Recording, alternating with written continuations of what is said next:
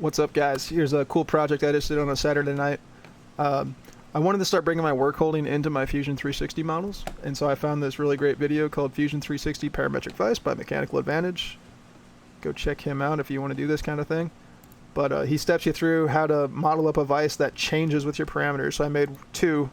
This is like for my roughing, where I have the stock on my talon grips, and this one, I usually use a smaller vise for this, but just because I had it all set up, I put parallels inside these soft talon grip gels, which isn't ideal, but I've done it before.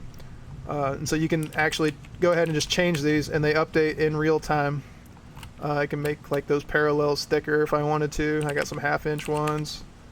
Parallel length's going to stay the same.